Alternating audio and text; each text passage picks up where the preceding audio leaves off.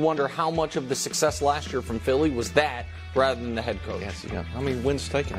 Cowboys-Packers. Cowboys undefeated at home. Dak fresh off of a 4-touchdown game against the Commanders. Jeffrey Chadia writing on NFL.com. The Packers better hope they can trust their defense when the postseason begins. The Cowboys might drop 40 on Green Bay. This could be really ugly.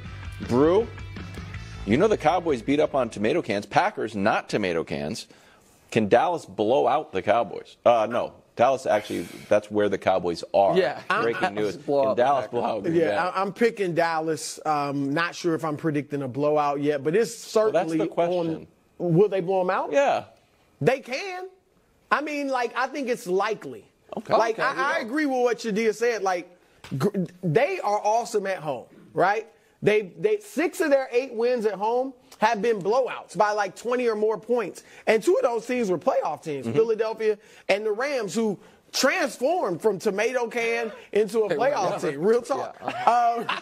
And so Dallas has been obviously great at home. We got some numbers to show. At home, they average 37 points a game and give up 16. So they're winning by 21 points a game.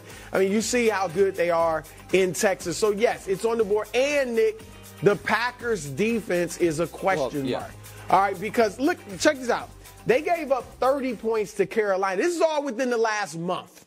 30 points to Carolina. Yeah. Most of the Panthers have scored all year. Gave up 34 points to the Bake Show. That's the second most they've scored all year, Tampa Bay. So their defense, and they're a young team. We can show it to you. I mean, look, bro, I have this hooked up. Oh, yeah. The Packers defense under Joe Barry has not done a good job all year. Now, maybe they don't have the personnel, but they had it. Did a good job against the Chiefs. Chiefs can't score. I would also, just point of order, I'd prefer we'd be able to have independent conversations to the point that we're discussing. They didn't do a good job all year, and I watched them shut down Patrick Mahomes, the greatest living quarterback. Okay, so go ahead. You go, Wild. No, I'm just saying. You said they weren't good all year. I said they were good against in the totality I'll of admit, Nick, it was an odd comment coming from a Chief. It was also an odd comment because it's not germane to the conversation. You said they weren't good all year and said they've had one-off good games against great quarterbacks. Okay, I'm going to go ahead and stand by the statement. We can put those numbers up again if we could, Hubs, that the Packers have had a bad defense all year, much like the Panthers had a terrible offense all year. Yet, despite that, they had an a random good game or two. So I don't think the Packers have a good defense. Now, maybe if the only Packer game you watched all year was them against the Chiefs, you might feel differently, but I don't think they have a good defense. I also think Dallas blows people out more than anybody does. They do. And that we can show you as well, which is the Cowboys this season, if we can show that, Hubs, they have more 20-point wins than every other NFC playoff team combined. Yeah, and I understand Brew's point about tomato cans, but we can also give you some historic context for that as well, which is so this is the most 20-point wins of the Super Bowl era. The Cowboys have the second most, and by the way, what those teams haven't got, you usually only blow teams out if you have a tomato can-laden schedule. By the way, those 2 teams did go to the Super Bowl. The Patriots, obviously, that's the best team I've ever seen. They should have won it, and their 99 Rams did win it. So I say all that to say this. I expect a blowout. I would be disappointed with anything other than a blowout. I don't think it's it's a playoff game. So any playoff game you win is good. There are definitely no style points in the postseason. But I don't think the Packers have a good defense. I do think the Cowboys have a great offense, particularly on turf in the controlled environment and at home. So I think this is a brutal matchup for Green Bay. And the youth of Green Bay. I mean, obviously, again, Jordan Love, but their team is the youngest team to make the playoffs since 1974. So do you think that they are just hey, we're the young team, our future is ahead of us, meanwhile Cowboys are SBOB, that if it goes the Green Bay's way, a little pressure can be hey, we're playing loose and free, we're happy to be here. Cowboys start to tighten up. They have absolutely nothing to lose. There's no doubt about that. Now, I did pick Green Bay to make the playoffs. I don't know if you did or not. As did I, yep. Yeah, and so we're not surprised, but a lot of people are surprised that they're in the playoffs. I don't know if Green Bay was expecting to make the playoffs. So this is all gravy. So, yeah, sometimes it's like a team in week 18 that has nothing to play for except an upset, and you're going for it on 4th down. You're doing fake punts and things like that. And there's a lot of nerves on McCarthy's side of things.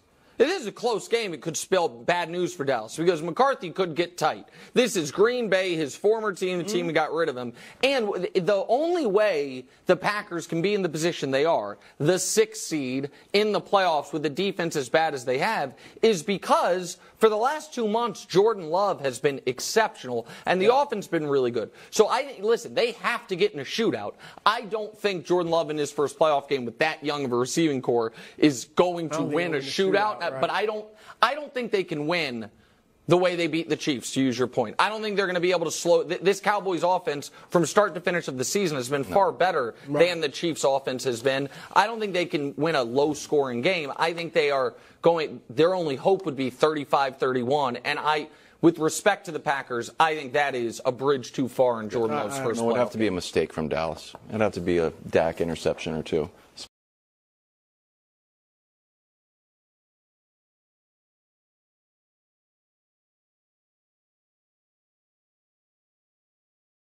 You know what the best marketing is?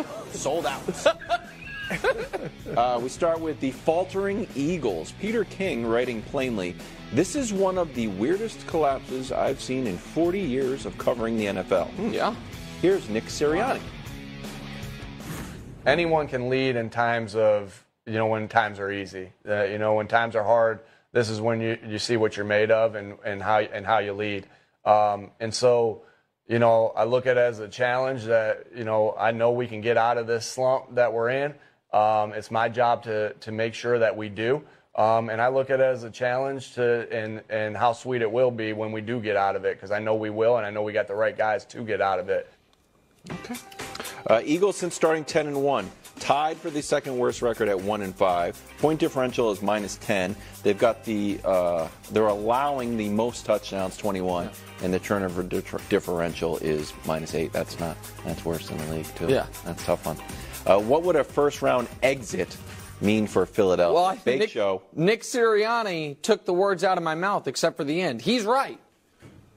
Leading from ahead's easy, and it is his job to pull them out of it. It is where you determine what type of leader a guy is. It is where you determine how good of a coach we actually have, which is why this 6-game stretch is so damning, because it's not only the raw numbers that you put, Wilds, but it's the context of it.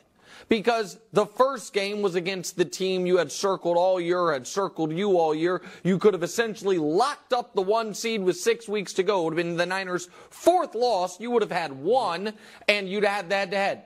They trounced you. Then you could have locked up, at the very least, the division with 5 weeks to go by sweeping Dallas, by giving them their 4th loss when you only had 2, and they trounced you. Then you let